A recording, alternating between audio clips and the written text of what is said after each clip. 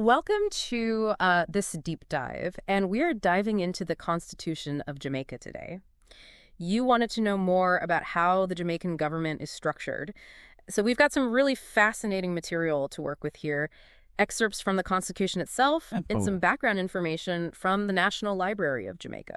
Yeah, that's going to be interesting to really kind of get into those and see what we find. Yeah, what are some of the most surprising things that we're going to uncover about how this Caribbean nation is governed?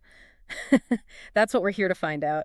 So let's jump right in. You're really interested in how their government works. So maybe a good place to start is with this idea of the Constitution as the supreme law of the land. That's actually a direct quote from the text itself. Mm-hmm. What does that actually mean in practice? Well, it means that every other law in Jamaica has to agree with the Constitution. Mm-hmm. And if there's ever a conflict, the Constitution is the one that wins.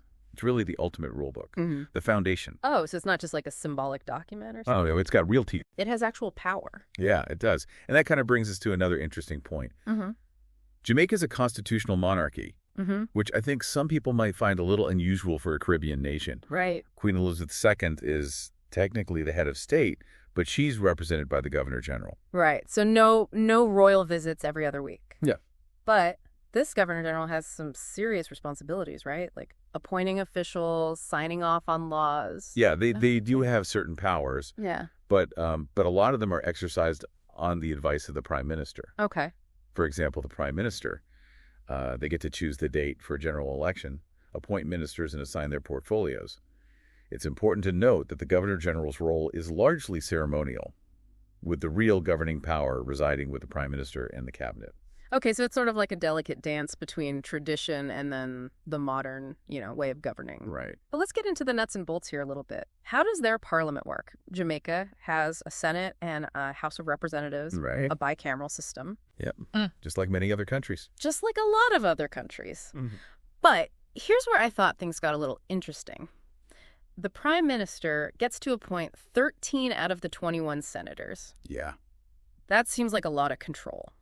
Definitely gives them considerable influence in the Senate. Yeah. But the House of Representatives, that's directly elected by the people. Yeah. So there is a balance there.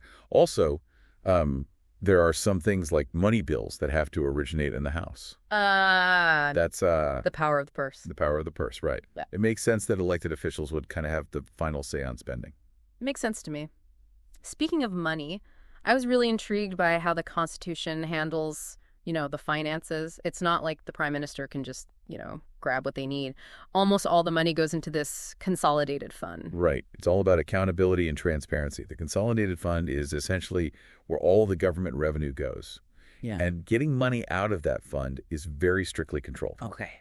The Minister of Finance has to present a detailed budget to Parliament every year, and there's a whole system of checks and balances to make sure that, the money is being used responsibly. I see. And speaking of checks and balances, I noticed this thing called a contingencies fund. What's that all about? Yeah, well, that's designed for, unexpected events, Yeah. natural disasters, economic crises, Right.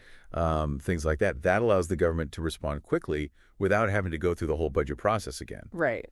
So it's a necessary tool, but, it's important that the use of that fund is very carefully scrutinized. Yeah, I can see how a fund like that could be very useful, but also potentially open to misuse if there weren't those safeguards in place. Right, exactly. And there are. Remember we were talking about the Auditor General? Yeah. Well, they play a crucial role in making sure that all government spending is above board.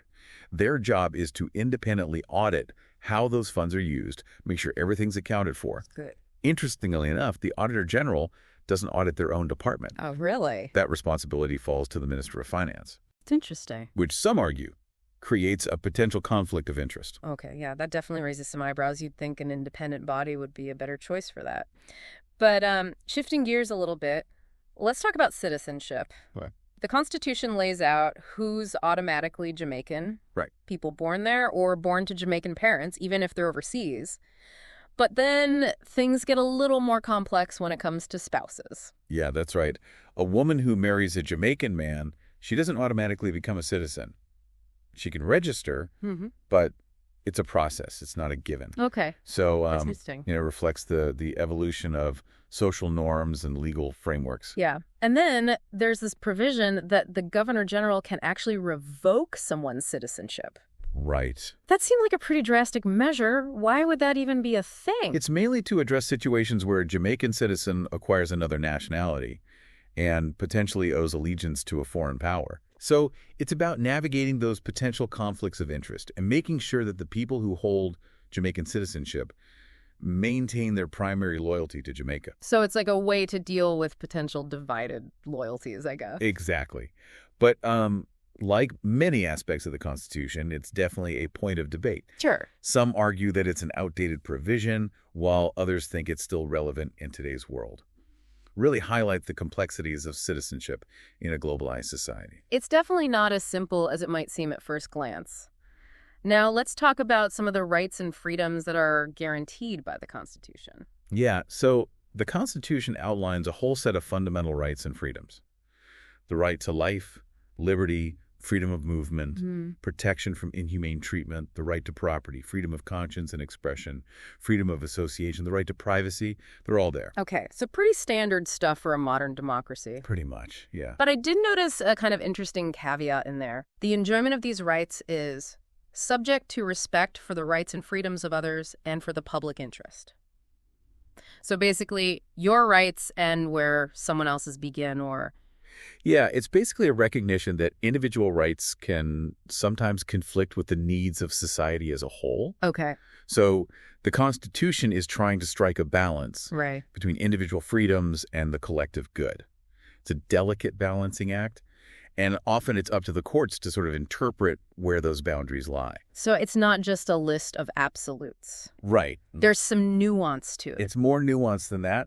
Yeah, and there's another layer of complexity, too. Okay. The Constitution actually allows for the suspension of certain rights during times of war or national emergency. Hold on. So in a crisis, the government can just say, sorry, folks, no more freedom of speech for now. Well, it's not that simple. Okay. Of course, there are very specific procedures and safeguards outlined. It has to be a genuine emergency, and the suspension has to be proportionate to the threat. Okay. But So it's a last resort. It's still pretty intense to think that those fundamental freedoms aren't always guaranteed. right, it raises those crucial questions about the balance between individual liberty and security in times of crisis. Yeah. Questions that every democracy kind of grapples with. It's one of the most fascinating aspects of constitutional law, really. Yeah, it really is fascinating how much thought has to go into, trying to balance those individual rights with the needs of the nation as a whole. Now, you specifically wanted to understand how Jamaica's government works, and a big part of that is their court system, right? Absolutely.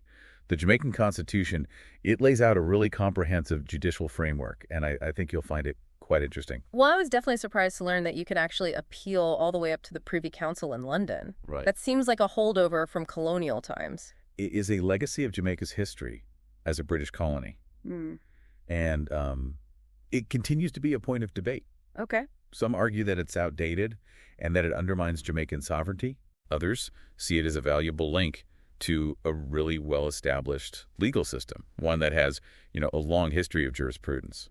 So there are valid arguments, I guess, on both sides. Right. Yeah, I can see how people might feel strongly about, maintaining that connection, while others would much rather see a purely Jamaican system. Yeah, it's a complex issue, and there's no easy answer.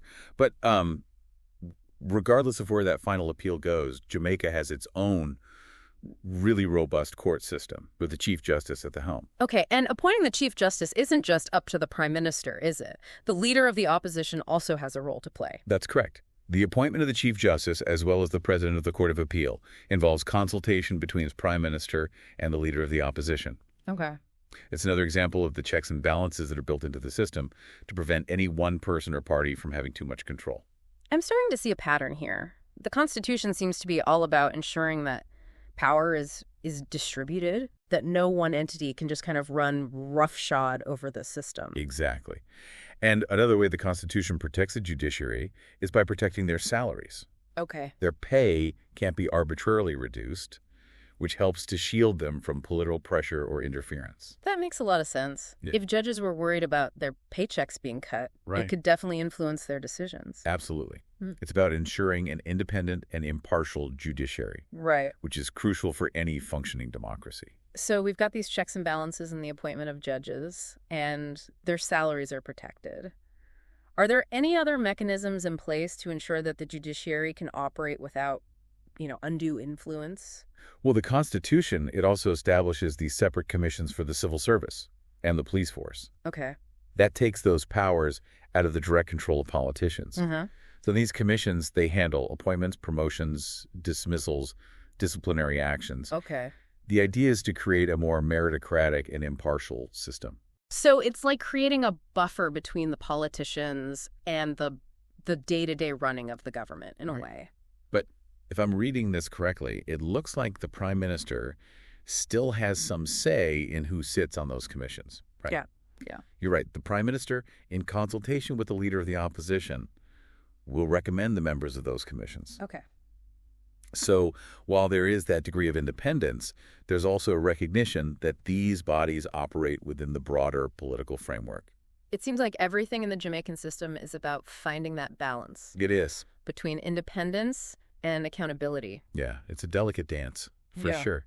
And speaking of balances, it's not just about the different branches of government. Right. It's also about how the Constitution itself can be changed. Right, because it's not set in stone. Right, exactly. I was just getting to that. I was really struck by how difficult it is to actually amend the Jamaican Constitution. Yeah. It's not just a matter of, a simple majority vote or something. No, you're absolutely right. The Constitution has what they call entrenched and specially entrenched provisions. Okay. Those are like the core elements of their system. So you're talking about like fundamental rights, the structure of the judiciary, financial controls, the things that are essential for the functioning of a democratic society. So those entrenched provisions, what kind of majority do you need to change those? To change those, it requires a 2/3 majority vote in both houses of parliament. Wow. It's a pretty high bar to clear. Mm. And it's meant to ensure that any changes to those really fundamental aspects of the Constitution, have broad support. It's like saying, you really have to be sure about this if you want to change the rules of the game. But then there are these specially entrenched provisions, which sound even more serious. What falls under that category? Those are the really big things, the ones that underpin the entire system, how Parliament functions, how elections are held, the monarchy itself. These are the foundational principles of the nation. Okay, so if you wanted to change one of those, how would you even go about it? Well, not only would you need that supermajority in Parliament, but you'd also need to hold a national referendum. Oh, wow. The people of Jamaica would get to directly vote on whether or not they want to make that change. So the people have the final say Yeah. on the most fundamental aspects of their government. Yeah. That's a powerful check on the power of politicians. It's a testament to the principle of popular sovereignty. Mm-hmm. The idea that ultimately the power rests with the people. They are the ones who have the final say in how their nation is governed. Yeah, it's really amazing all the detail and the thought that went into creating this document.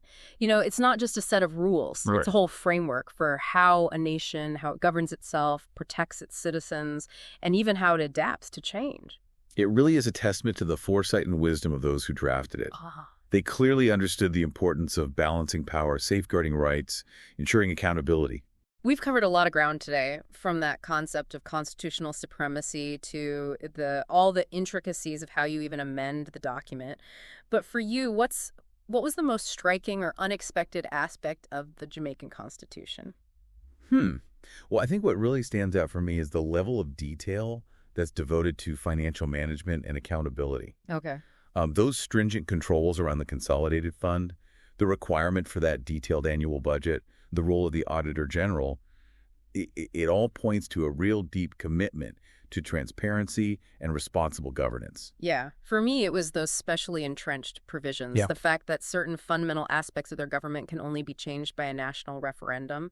That's a powerful statement about where the ultimate power lies in Jamaica. It really does underscore that principle of popular sovereignty. Yeah. That the people are the ultimate source of authority, that the government gets its legitimacy from their consent. So we've explored, the structure of the government, the balance of power, the mechanisms for protecting rights and ensuring accountability. But now I'm curious, given all of this, Do you think Jamaica's system leans more towards efficiency, or is it more susceptible to maybe gridlock and potential overreach? That is a great question, and honestly, there's no easy answer.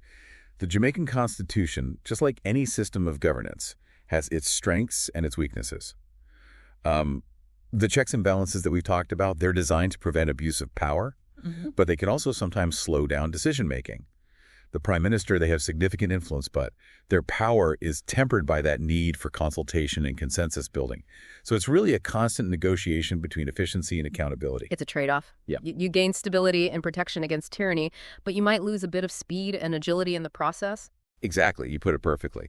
It's about finding that, that sweet spot, a system that is both responsive to the needs of the people, but also resilient against, corruption or overreach. And ultimately, the success of any constitution, it depends on the people who uphold it. Yeah. The citizens, the lawmakers, the judges, they all play a role in making that system work. Well said. And I hope this deep dive has given you, the listener, a better understanding of how the Jamaican government operates. Yeah. What surprised you the most? What questions are still swirling around in your mind? I encourage you to dig in a little deeper, look into the full text of the Jamaican Constitution, the National Library of Jamaica. They've got it readily available online. And see if you can spot those subtle nuances that we talked about today, those points of tension and balance that make this document such a fascinating study in governance. It's been a pleasure exploring these intricacies with you. And to our listener, I'll leave you with this thought. As Jamaica continues to evolve as a nation, how do you think its constitution might need to adapt to meet those challenges of the future? What changes might be necessary to make sure that it remains a relevant and effective framework for governance in the years to come? Thanks for joining us on this deep dive, and we'll see you next time for another fascinating exploration.